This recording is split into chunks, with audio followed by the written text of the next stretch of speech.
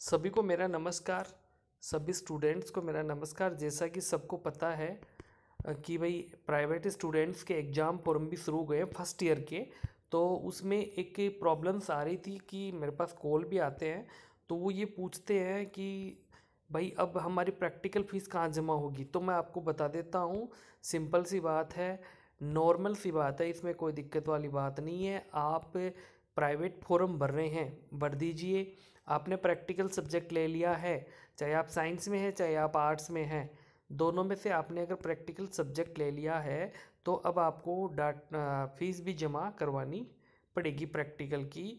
तो इसमें क्या दे रखा है मैंने, इस जो यूनिवर्सिटी का जो वो आया था अपने पास, क्या बोलते हैं, रिपोर्ट, यूनिवर्सिटी का जो रिपोर्ट के क्या बोलते हैं यार उसको, मैं बताता हूँ, एक मिनट में चेक कर लेता हूँ। नोटिस, सॉरी, यूनिवर्सिटी का जो नोटिस आया है उसमें दे रखा है इसके बारे में कि क्या करना है क्या नहीं करना है।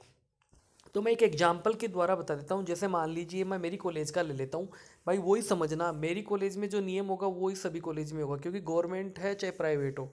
तो मान लीजिए मैं कमला मोदी गर्ल्स कॉलेज की बात करता हूँ, कोई स्टूडेंट प्राइवेट है तो वो पहले एग्ज़ाम फॉर्म प्राइवेट का सेमेस्टर फॉर्म भर दिया, प्राइवेट की बात कर रहा हूँ, ध्यान दीजिएगा। सेमेस्टर का फॉर्म भरा, वो फॉर्म के साथ डॉक्यूमेंट्स लगाकर महाविद्यालय में कमला मोदी में जमा करवाएगा। जमा करवाने पर उससे विकास शुल्क कटवानी पड़ेगी। जैसे वो विकास शुल्क कटवाता है और फिर वो बाहर विकास शुल्क कट के और फिर वो बाहर आ जाएगा, कॉलेज से आ गया। उसके बाद आपको कोई ई मित्र की दुकान पे से आपको प्रैक्टिकल फीस जमा करने का फॉर्म लेना है, 1 रुपये का मिलेगा आपको। उसको भरना है, फ़ोटो लगानी है। उसके साथ क्या लगाना है, एक तो जो विकास शुल्क रसीद कटी है आपकी उसकी फ़ोटोकॉपी, दूसरा आपने जो एग्ज़ाम फॉर्म भरा है उसकी फ़ोटोकॉपी। ये दो चीज़ लगा के आपको उसी महाविद्यालय में प्रैक्टिकल फ़ीस जमा करवानी है जिसमें आपने अपना एग्ज़ाम फॉर्म जमा करवाया है। देखिए एक ये तो हो गया, लेकिन इसमें एक डाउट और है कि कुछ महाविद्यालयों में एग्ज़ाम फॉर्म तो आपने जमा करवा दिया लेकिन उनके पास प्रैक्टिकल फ़ीस जमा करने के ऑर्डर नहीं होते हैं, तो आप दूसरी कॉलेज में भी प्रैक्टिकल फ़ीस जमा करवा सकते हैं।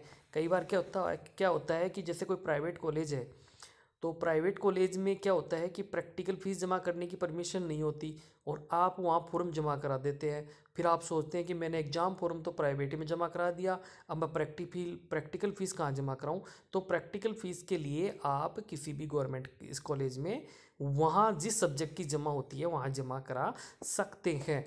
फिर आगे क्या होता है कि फिर ये कॉलेज जहाँ आपने प्रैक्टिकल फ़ीस जमा करवाई है ये आपको एक प्रशिक्षण प्रमाण पत्र दे देगी जो आगे भविष्य में जाके आपके प्रैक्टिकल के समय काम आ जाएगा। उसमें कोई दिक्कत नहीं है।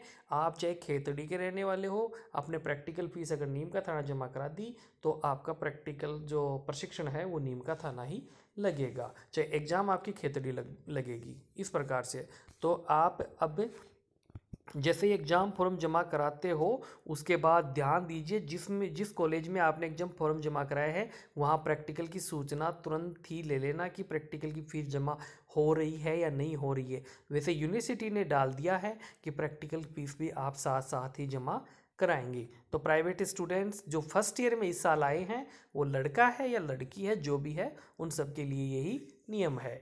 बाकी जय हिंद, जय भारत।